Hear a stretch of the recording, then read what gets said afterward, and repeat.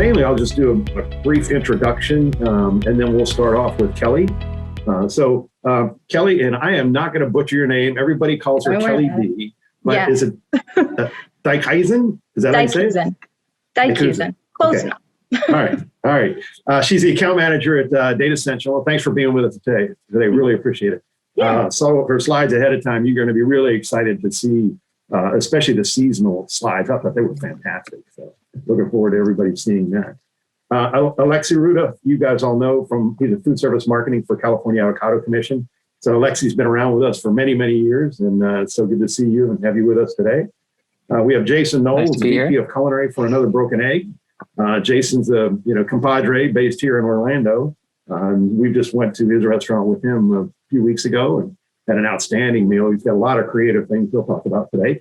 And Tamra Scroggins, everybody knows, with us for many years as well, Director of Food Culture for the Daily Grill. So thanks all of you for being with us. Kelly, why don't we just go ahead and get started with you? Here today, we're going to talk about LTOs and specifically including seasonal ingredients in LTOs. So really, since COVID has hit, I'm sure we all can attest to this. I mean, we were all talking about it on the phone kind of before we started, but consumers are bored. It's been over a year since quarantine, and they're bored in almost every aspect of their life, and even food boredom is starting to settle in. So we're seeing, the majority of consumers are tired of cooking at home. They're bored of eating comfort foods. So kind of gone are the days where it was really fun to get in the kitchen and spend a whole day baking, sourdough or fixing your Dalgona coffee or whatever the latest Instagram trend has been.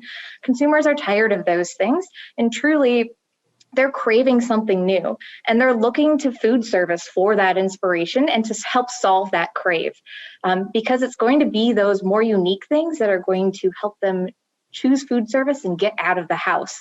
So it's things like dishes that they can't easily prepare themselves, having wider variety and higher quality food, and even inspiration to just try something new and exciting and different, because they've been eating the same thing for 365 days. They're looking for something new, and new news on the menu is going to help bring that out. And so the returning into restaurants has historically looked a little bit like this, and we're seeing this play out. More and more restaurants are starting to reopen. So on those first initial visits, consumers are looking for you to provide their favorite menu item. And so if you've heard us speak over the last year, we've talked a little bit about there's been a need to do a reduced menu size for a lot of different reasons, for sourcing constraints, for smaller staff sizes, for less skilled staff. But really, if you're going to do that reduced menu, you need to make sure that you have what the consumer's favorite item is and what they want. So have what your restaurant is known for on the menu, because for those first visits back, that's something that they've been craving for over a year. They're looking to satisfy that and stick with their tried and trues. But on their next few additional visits, they're going to want to mix it up a little bit and start to branch out. So maybe it's, adding in an appetizer or a dessert, or swapping out their favorite drink for something new, just to, kind of break that monotony a little bit in a sense. And then with each additional visit, they're going to be looking for something new and exciting and different. So something that's on trend beyond those basics of what you've been offering in the past. And so this is a slide from our scores database. So on a monthly basis, we track the number of LTOs, new items and returning menu items from the top chains and C-stores. And we test them with consumers to get their perceptions of those items. But you can see, looking back to 2015, there have been about 414 introductions on average every month. Where that yellow line shows us is where COVID hit, and we see that drop pretty drastically right off the bat.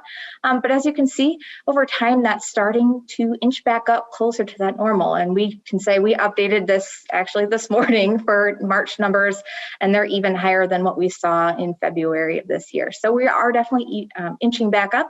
And it's been those operators historically who've kept with that innovation and kept with menu introductions, have been those ones that will win and will emerge successfully from this COVID lockdown here.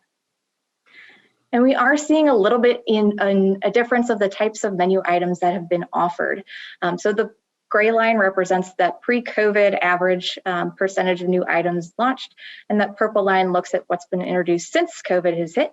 And we see kind of a shift away from things, that are more focused and geared towards eating in the restaurant.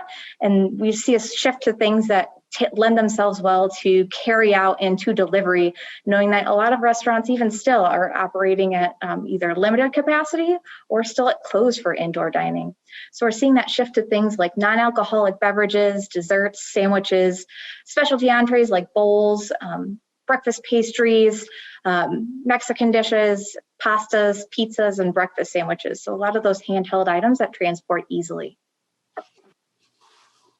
And consumers look to the LTOs to highlight those things that are new and unique and seasonal that you can't get all the time. That kind of signifies almost that scarcity aspect, but it also signifies quality of ingredients, freshness. So those things that distinguish an LTO in the consumer's eyes are those things that are new and unique, that incorporate seasonal flavors or fresh ingredients. You'll notice that price is up there on the list.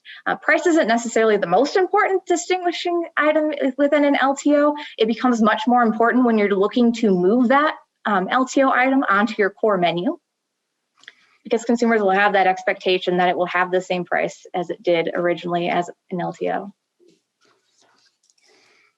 And we see that seasonal aspect lend itself so much to LTO items.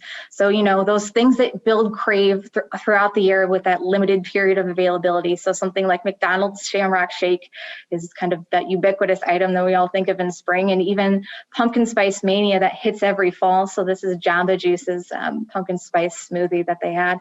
And we see that creep of pumpkin spice seasons beginning to start earlier and earlier every year, but also highlighting fresh ingredients like Bonefish Grill does in the summer with their watermelon martini, or flavors that are so closely associated with a holiday season like coffee bean and tea leaves red velvet hot cocoa. And this just looks at the term seasonal's appearance on menus. Right now it's on over 2 and 5 menus, and our Haiku tool projects that this growth is going to continue over the next 4 years. And this isn't even looking at seasonal ingredients, this is just looking at that word seasonal. So consumers are looking for this to help identify those things that are of the moment, that are limited and scarce, but also those things that they know are fresh and higher quality because they're only available for that limited time.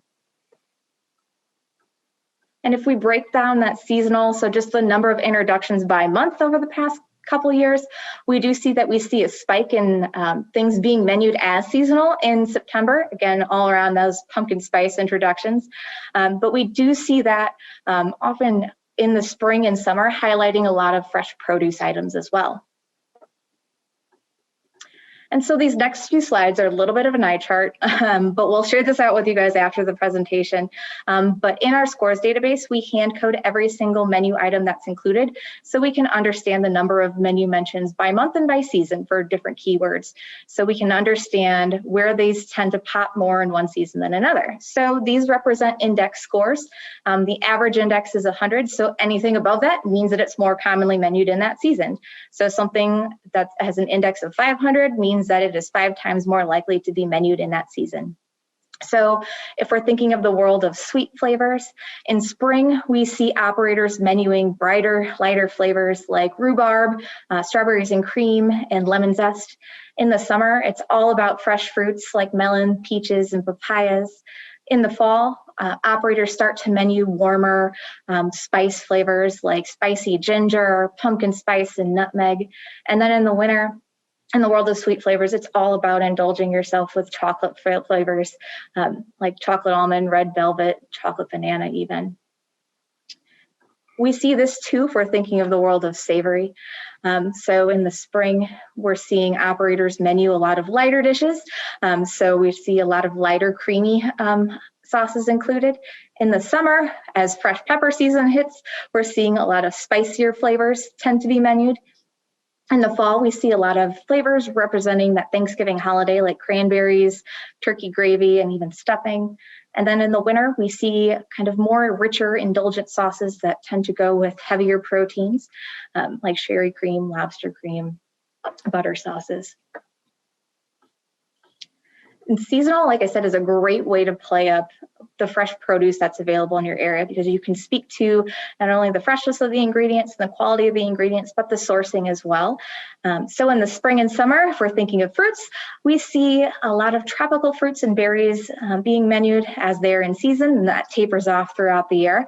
But in the fall and winter, we tend to see dried fruits, as well as apples, pears, and pomegranates menued, as those are harvested later in the year. And this is, again, it holds true with vegetables as well. So think of summer and all of those fresh produce harvests that are available here in the US.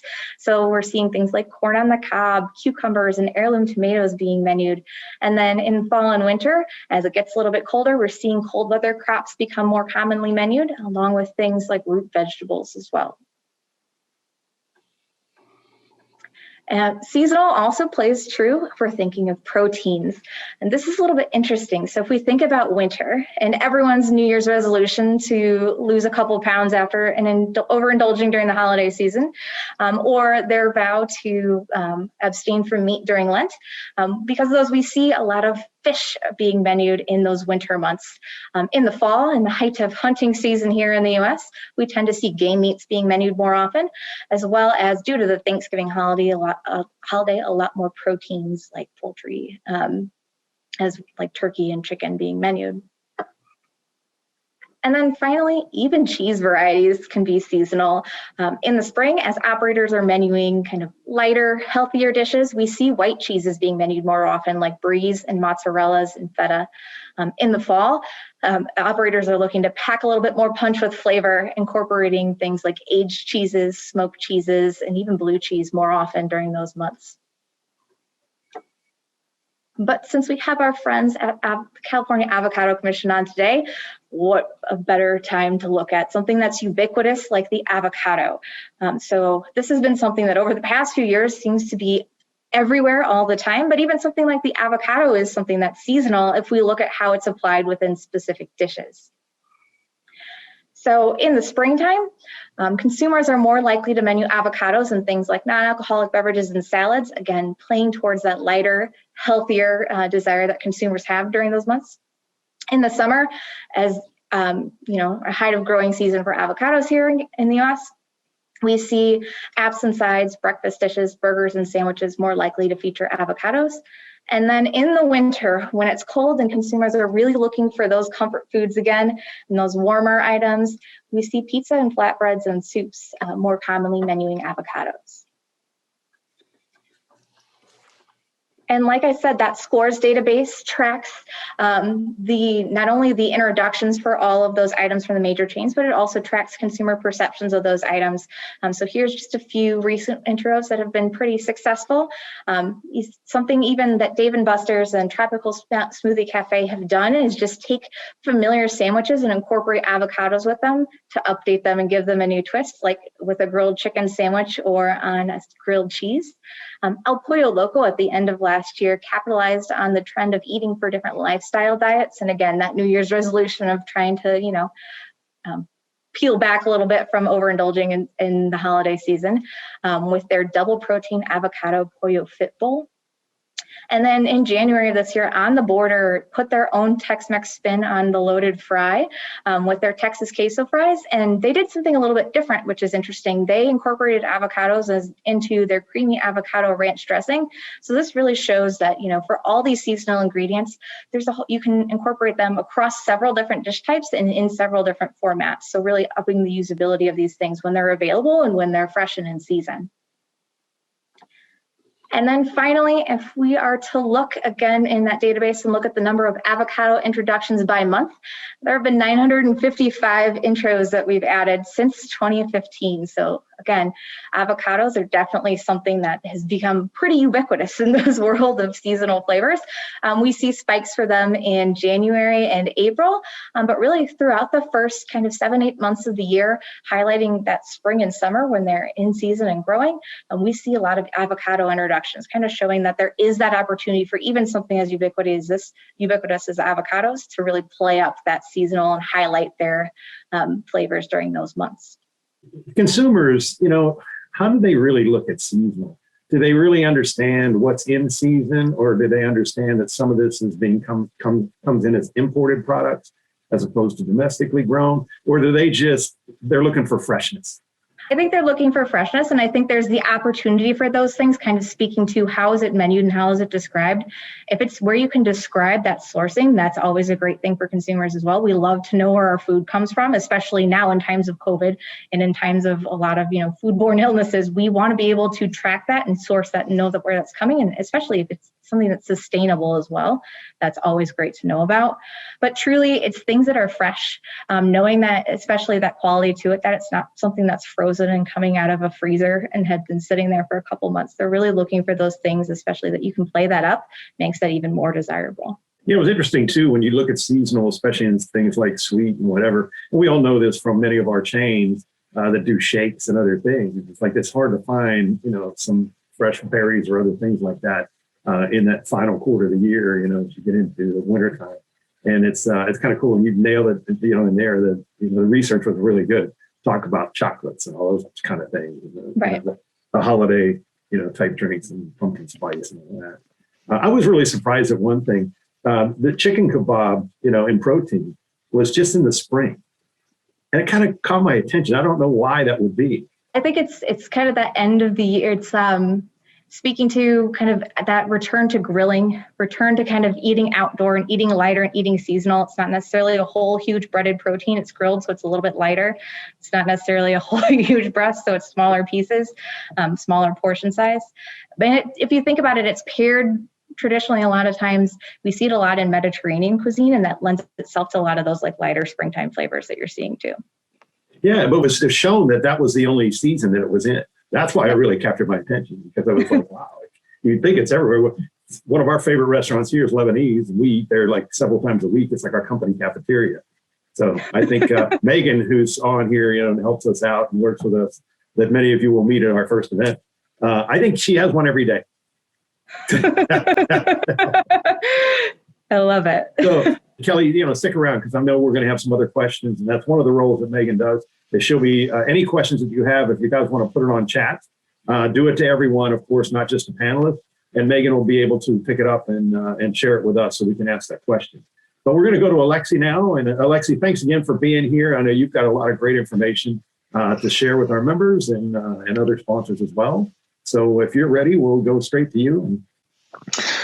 Before I dive into my section, I wanted to tack on a little bit to what Kelly's excellent presentation had to say. Is part of what makes focusing on seasonality as an entry door back into innovation is that it's so intuitive. You don't have to be only talking to the foodie who might know the esoteric things about different seasons for different products. We've all grown up knowing what things tend to be in season when. And so if you're promoting, a blueberry or a strawberry, it's summertime, it's watermelon. You don't have to spend the time explaining the why. The why is built in. As a consumer, I expect those things. And so when you're telling me you've got them and you're ready, you're telling me a lot of other things too. So I'll get into that in a second. What I wanted to do and serve my part on this august panel today was provide our perspective as a commodity group representing the nearly 3,000 avocado growers in California. As Kelly mentioned, avocados are a year-round phenomenon. You'll notice that you did not see them in those charts about fruits and vegetables and different flavors having a particular index or a skew for 1 month or another.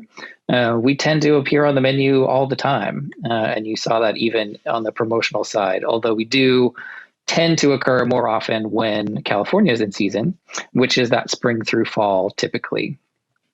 One thing I did want to point out as a reminder to all the menu developers out there, whenever you're choosing to focus on a produce item, it's always good to be in touch with folks like myself or my colleagues with California Avocados or other commodity groups and your supply chain, because we're products of nature. Those you might count on us for 1 year and one season, but it's going to move around, especially these days of climate change. Seasons are moving all the time. They can be a little bit earlier, a little bit later, bigger, smaller.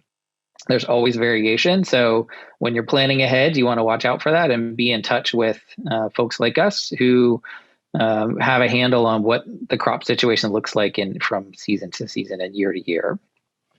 So as I said, typically for California, that's a spring through fall season. This year, we're a little more squeezed towards the front of that. So we're looking at a spring and summer being our peak and not so much into fall. Good to know if you're thinking about promoting California in this year in particular. In case you didn't know, we are the birthplace of the Hass avocado variety. That's the one that you're sourcing right now, almost guaranteed. I think it's about 95%. Kim can correct me in the chat there if I got that wrong, but that's pretty much every avocado that you get in your produce and at the market. It's that variety. This one that's on my shirt right here. And this year's crop, we're looking at about 292 million pounds, which sounds like a lot, but it goes very, very fast. And that's not even close to the volume that comes into the U.S. and is consumed every year. We have our import friends that fill in a lot of volume as well and get to parts of the country that we can't reach, even with that much pounds in the summer months here in California.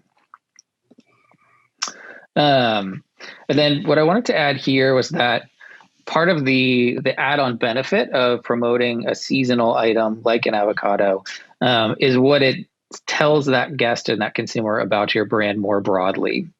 We've looked into this and funded some studies about it to ask kind of when you see these kinds of promotions, what does it tell you about the brand and what are the kind of add-on benefits?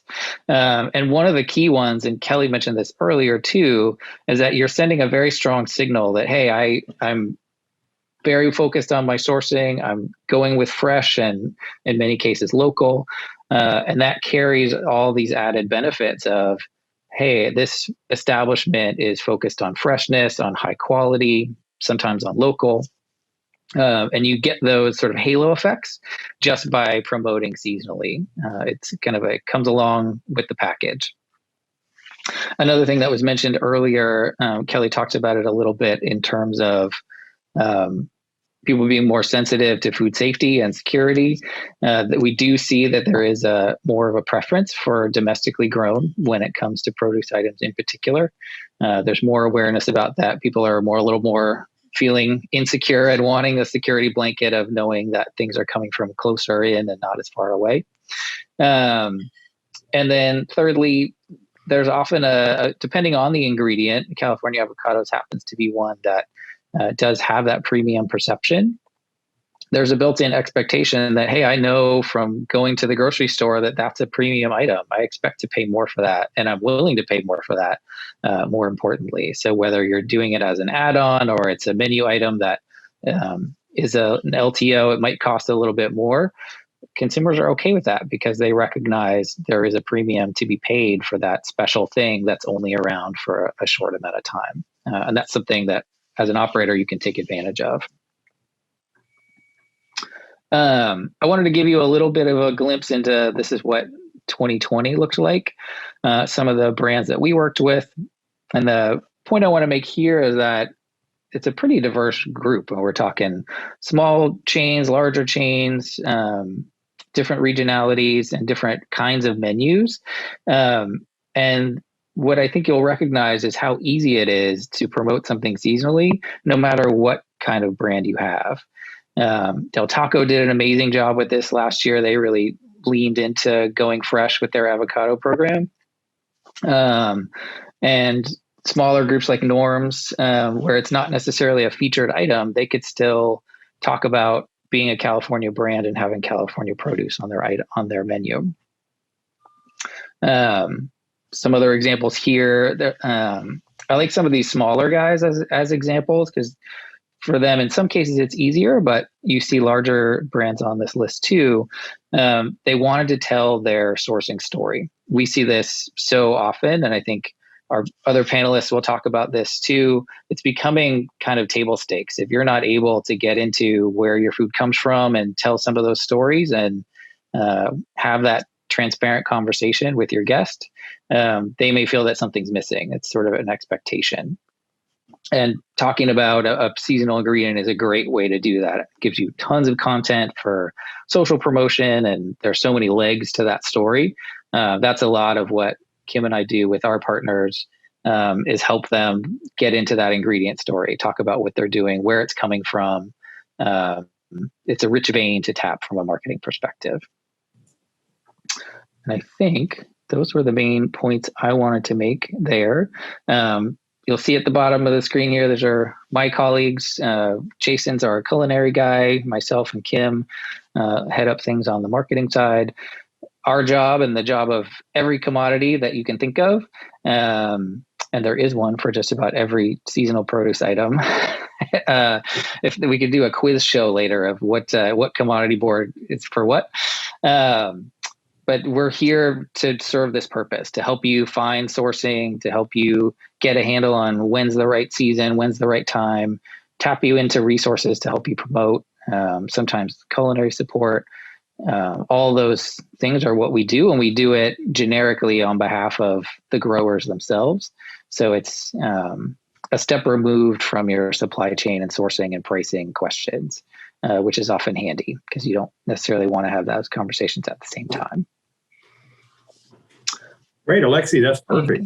Really good. And there was a lot of chats going on too, especially about how you say the path or Haas, because I think a lot of people, you probably find this too. I know Kim even chimed in on that too, but you probably find this a lot, that there's a different pronunciation. Is that from different parts of the country, or is it just different people, have said it as Haas for a long time and never changed? And unfortunately, yeah, it is Haas. It rhymes with past, or other things that I probably shouldn't say on a webinar. But yes, that is actually the correct pronunciation because it's named after a person, and that was how he pronounced his name, Rudolf Haas. Cool. And what's really interesting too, that I love what you said is, that California is local, and we've done this before. For many years we've talked about the whole, buying local thing that the independent restaurants, do so well, and it becomes something that, chains in the past, it was like, well, how do you do that?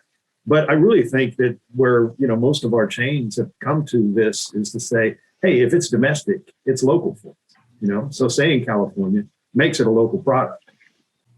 Yeah, and that was the point actually I forgot to mention. So thank you for bringing that up. Another reason that promoting seasonally makes sense is that it makes supply chain sense too. You're going to lean into an item when it's maximally available.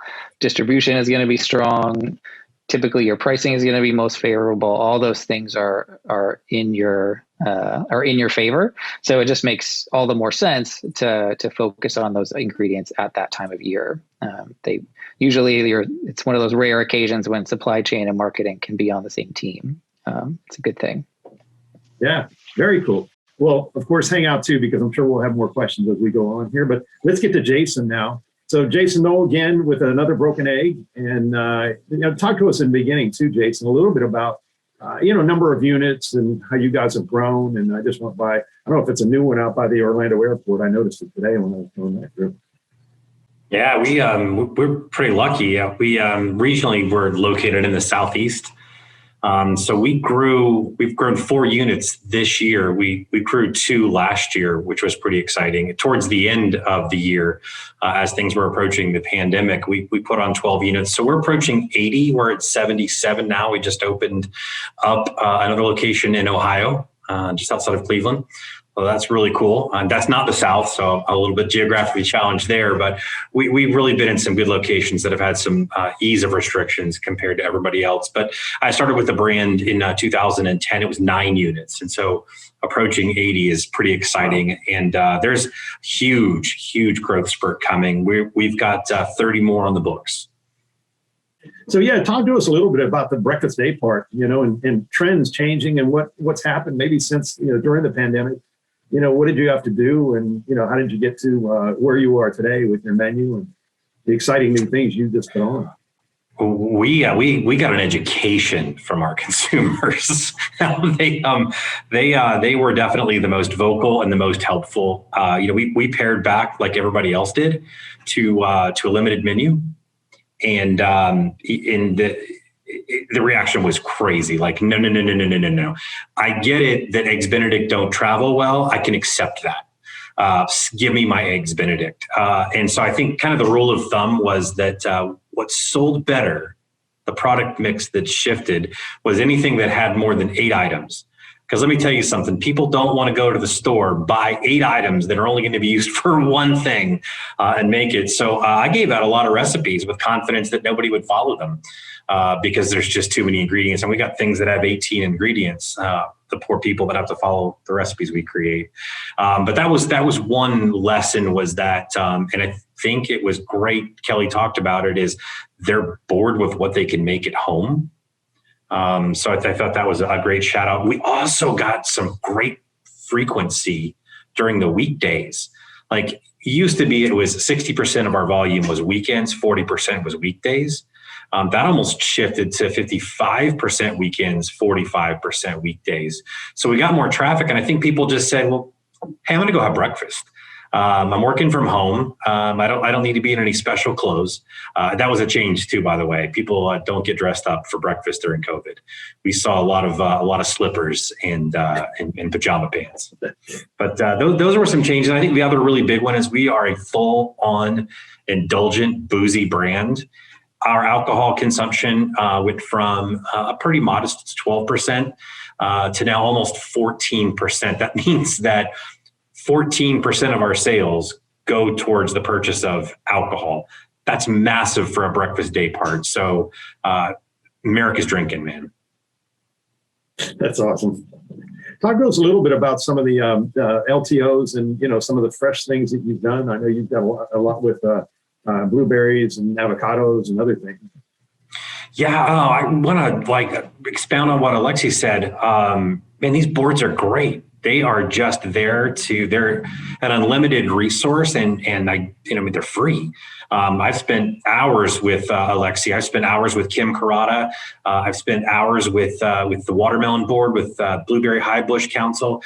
They really want to get their product out there, and just the dishes they've seen, the successes they've seen, the ripeness, the education on stages of avocados. I mean, I save annually, thousands of dollars from a presentation that I was with Alexie about 4 years ago. Alexie, sorry, where they talked about if you get number 2 Hass avocados, if you're not presenting the avocado itself, there's really no difference. It's a blemish on the outside, gives the grading, and so it opens up more availability. So it's little tips like that these guys are just incredibly invaluable, and to kind of launch off of what Kelly was talking about earlier.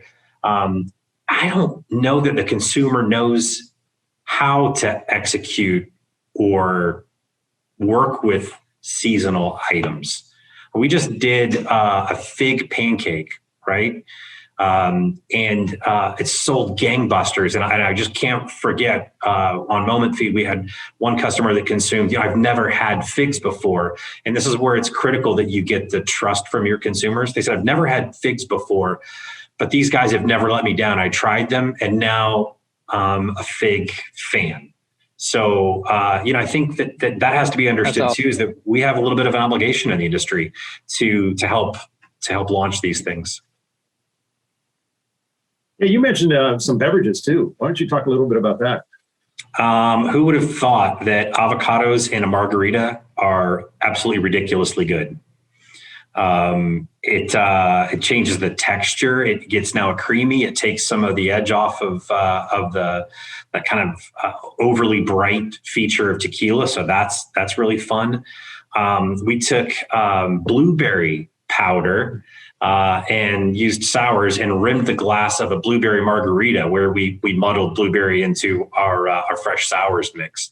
The consumers love to see it. They love to see you making sours mix. They love to see you muddling blueberries.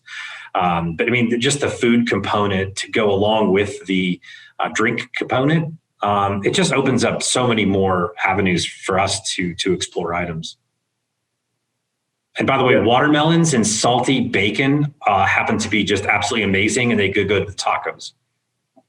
Oh, that's cool.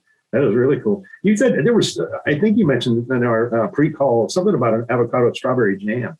Talk about that. What'd you do with that? This goes back to comfortable and familiar, but fun twist. So we do a good Belgian waffle. Most everybody can do this one, but we did strawberries and honey and avocados in a quick jam, just tossed together over it with some fresh cream. And I mean, I tell you what, the nutritional stats on it were through the roof. We call it strawberry fields, but I mean, you think about it. I mean, those are all just some great combinations. There was also a little bit of black pepper in there, but and a little bit of vinegar, of course. So it was just a real fun a la minute jam with avocados and strawberries and honey. That's awesome. What I love about that too, Jason, is you get to take advantage of the kind of built-in health halo of all those ingredients. Like people, you don't have to tell them why. You don't have to put up a nutrition chart. You can just say, hey, it's got avocados and strawberries in it and honey. And they're like, oh yeah, that sounds great. I'm going to like how it tastes and it's going to be good for me. Like, yeah. Well done, me. I'm going to order that. Yeah. It's that idea, piggybacking at that too. It's that idea of safe experimentation, or like, I've had all these things separately. I know I like all of them. I've never had them together in one dish, but like, why not? Like, I'm willing to try it, especially if it's on something that's like, I know I like a waffle.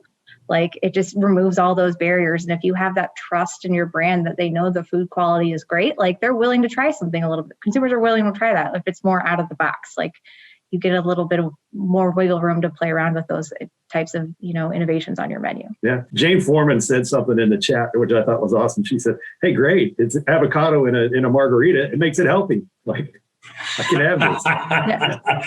We give you permission to drink. We do have one avocado margarita in our scores database. It was an example. So it was about 6 years old, so I didn't include it, but it tested really, really well with consumers. So I 100% buy. I'm on the bandwagon. I'm a believer now that the avocado margarita is good.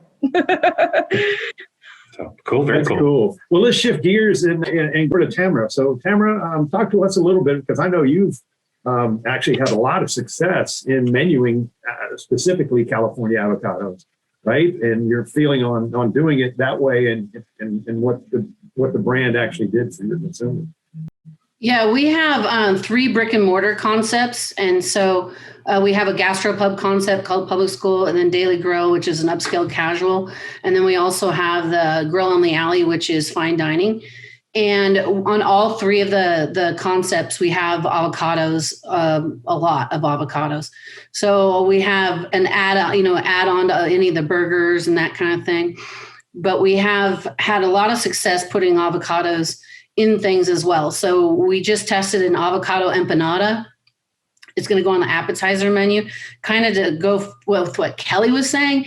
People want to have the appetizers because they want to have a little bit of taste of everything because they've been making meals and not necessarily maybe having appetizers at home. So what we've seen is a uptick in our appetizer sales, or the starters, before the meals. Some people are just ordering a bunch of appetizers and no meals, so we're seeing a lot of that, and drinking as well. So we have rolled out in our spring menu, and we had an ahi poke nacho that has avocado on top, and it's our number 1 PMEX item on the appetizer menu right now. And we also rolled out the avocado crostini. Instead of calling it toast, we didn't want people to think it was just toast, so we went with the crostini. Made it sound more, more trendy. So I love that. Yeah. So that one's going pretty well as well. And we also will have a summer LTO coming out in June that will also be featuring avocados. Right now, the spring menu is kind of a mix between avocados and blueberries. I worked with the U.S. High Bush Blueberry Council on our spring menus. So we have avocados and blueberries on the spring menu. Yeah, what's really cool, they're actually a relatively new sponsor of ours for GCIA. So we'll get to see them at our events this year. You said something else about an avocado hummus. Talk to me about that. What's that? Yeah, so I noticed that our hummus sales were kind of dipping, and it was the lowest PMIX item.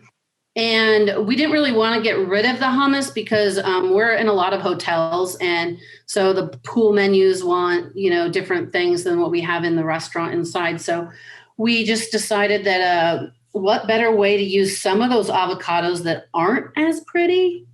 So, sometimes it's a crapshoot on when you open up that avocado, if, it's going to be perfect to like lay out on top of toast or lay out on top of a salad. So we were trying to figure out what can we do with the ones that may have a little bit of brown spots or, still edible, but like not as pretty to put on top. So we tried it in a hummus and everybody loved it. It has an amazing color. It goes well with all the vegetables, and we serve it with pita bread. And it's one of our number one pull items. What's the percentage of avocado in that hummus? I would say 25, 30%, 25%. Yeah. Nice. Very and then cool. the lemon in there and the tahini just keeps it from, browning up. It lasts like, I would say 3 days before. We would probably go through it faster than 3 days, but I mean, like, I would say it could probably last that long. That's cool. That's really good. And the other thing I thought Tamra was makes really a point good there mention with the, Tamra makes a great point there with using, having a plan for using ingredients, especially fresh produce ingredients, in all stages of where they are. Some might get a little past their prime, and then I need to have a home for that, right? I can't afford the waste. So having a hummus, having a dressing, having those other applications where you don't need perfect presentation is a really smart strategy to have. And I think both of these guys do that. The drinks are another way to do that, right? Where you can have that usage already programmed in to make sure you're using every drop of whatever you're bringing in from a supply chain perspective. Tamra, back to you, and then we're going to go to everybody and have a just open discussion here on things, and get off and talk about seasonality and what we can really look at doing and how we can take what Kelly said in the beginning, which is people are looking for new items and new things, and they're getting bored. So what can we do, and how can we use seasonality to make an impact and get people to come out to the restaurant more often and do that? But before we do that, Tamara, you said something about your blueberry puree that we're using in 3 dishes and 4 different drinks. Talk about this puree and how you came upon that and what you're doing with it. Well, we have blueberries, fresh blueberries in the restaurant already. And so it's in a couple dishes, but not enough that we were kind of throwing blueberries away. So we brought in a blueberry puree from Oregon Fruit. And then we were able to add our blueberries that maybe were starting to get a little wrinkly or not so great. And we added that into that puree, and we were able to extend that life, plus keep our all of our produce, the blueberries a lot fresher that we were adding to drinks. And we used a blueberry puree on top of a Sweet Street, who's another sponsor, right? Yep. On top of Sweet Street lemon bar. And it's going awesome. People are loving the tartness and then the sweet and the colors and everything about it. They're really loving it. I wish I would have known about the blueberry powder that Jason was using, though. I could have put that on top of there. That would have been amazing. So, so we're able to use it in drinks. We're using a margarita with the puree, and we have a martini, a lemon drop martini with the blueberry puree. So we're able to use it in all aspects in the restaurant. This is my question to Jason and Tamara, but others, again, chime in. And if anybody has something they want to ask, go to the chat and please put it on there. But what are some of the, strawberry was mentioned, blueberries were mentioned a lot, avocados mentioned a lot. What are some other items that you see now as maybe, a few years ago you weren't really working with as much, but you're really seeing them come on, and it's something that people are really, opening their eyes to? I'll go with mangoes, figs, papayas, are some fun things that now that the diversity is happening with the culinary diversity is happening, and transportation's increasing. So, before you could only get these items for a very, very limited period of time, and the quality wasn't there. Now with distribution the way it is, and the expectation that you have these things, it's so much easier to do papayas and mangoes and figs. Yeah, we have a big selling flatbread that is a brie, fig, and prosciutto with arugula on it, and I can't keep enough figs in for that. It's crazy. I think figs have totally exploded. They're like the new Brussels sprout. That's cool. We need to call up the Fig Board and get them into this thing. Yeah, exactly. Mark that on my notes for tomorrow. Yeah, I mean, at this point in time, I mean, if you guys have any other questions to ask, I'll throw a couple of things in on our, what we're doing for the rest of the year. Anybody else have another question right now, or?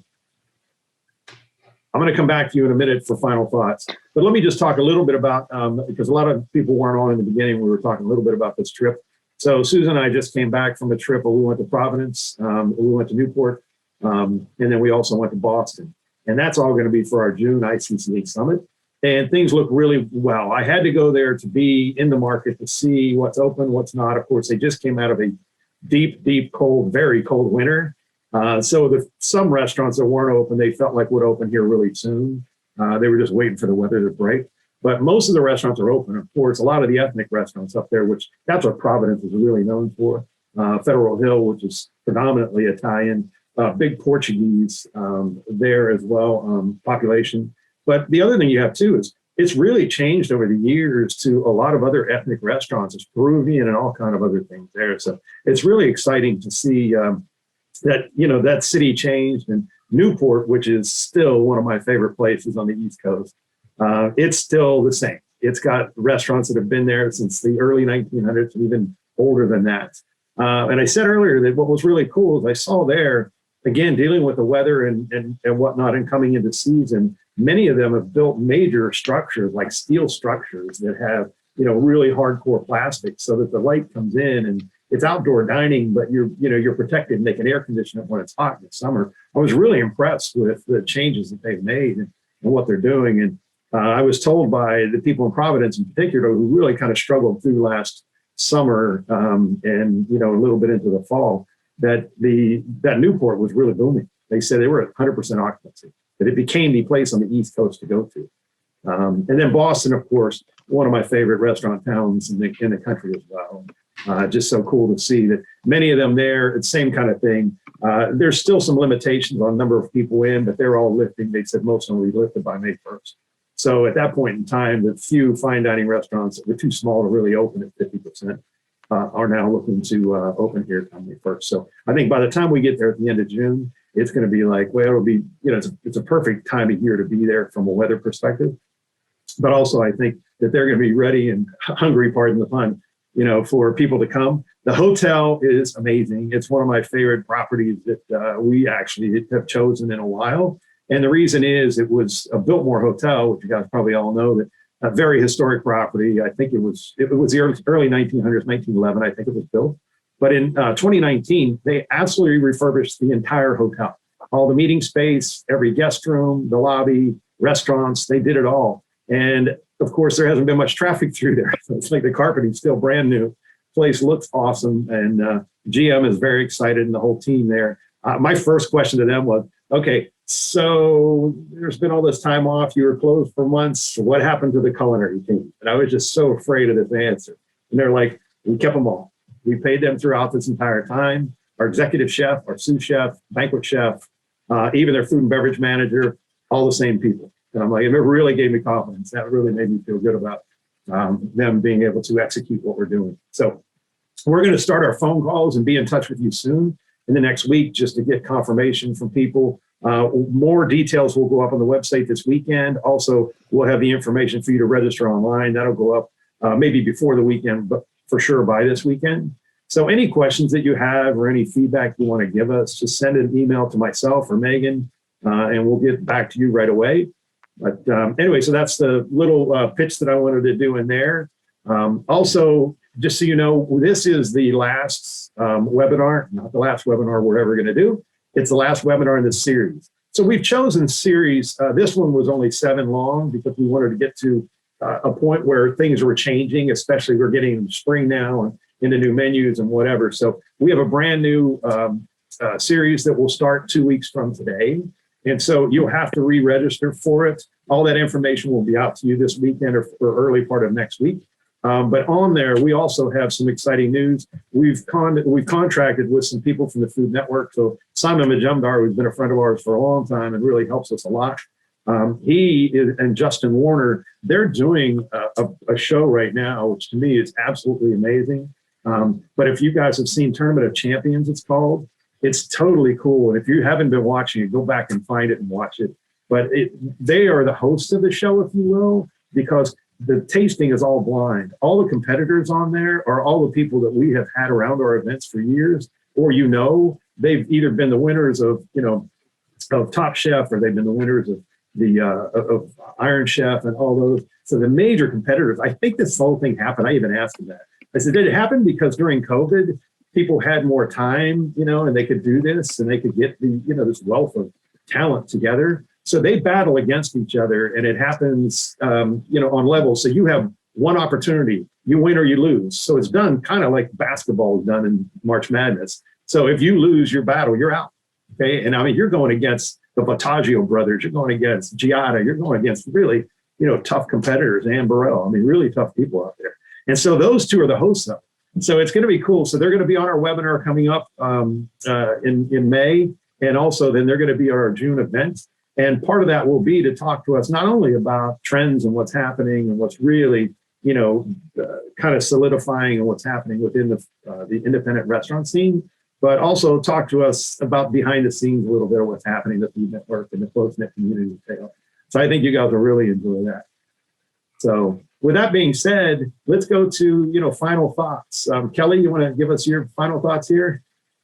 I think the biggest thing to remember is just keep in mind that it's seasonal ingredients are such an easy way to change up your menu in a cost-effective way to make sure that you kind of have a steady pipeline of new things coming through, because that's going to be what brings people into the door.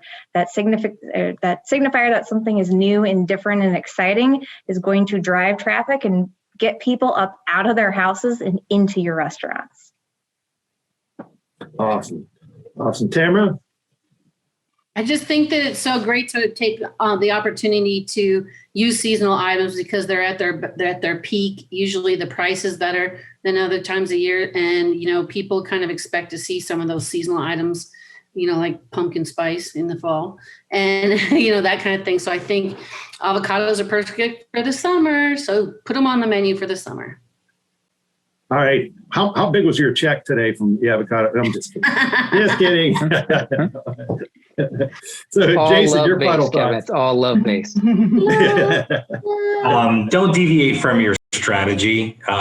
Be true to your roots and your brand. If you be who you are, what got you there. I mean, we made a lot of mistakes trying to be who we weren't with special meal programs, and we dove a little too far into comfort food. And what really helped us and brought us through was to stick with just being a good old Southern brand and serving watermelon in the summer. Awesome. That's great. So, Lexi, your the final thoughts here. A lot of the things I would have said have already been said. I think I want to reiterate the important add-on benefits of focusing on season and what it says about your brand and the ability to do the kind of ingredient storytelling and what it communicates about how you care about where your product comes from, how you're focused on what's fresh and at its peak and the best. That opens up so many doors from a marketing perspective, and the ability to communicate so much about who you are as a brand without having to do it with a hammer, right? You're doing it naturally because like, hey, it's avocado season. Look how amazing this is. And this dish, you want it and come in. And it's those sort of soft benefits that I think are really a great added bonus to all the other things that have been said. Seasonality is that easy on-ramp back to innovation. It's right there for you. It changes all the time. And so use your partners like commodity boards, especially, who have a good handle on what makes sense, what's the right time, and have all these free resources, as Jason pointed out. We're here for you. Awesome. Thanks so much. And Kim, I know you're not with us today, but you're out there and been chatting. And thank you for all your support and help as well. But thanks to all of our sponsors for your support and help. Looking forward to now finally getting together face-to-face again and doing what we do best, networking. So with that said, we're going to have Mike show our final video. And thanks to all of our members and sponsors around here today. And thanks to all of you who just added so much great content to this. So thank you very much. And we'll end with our video. And we'll see everybody in 2 weeks.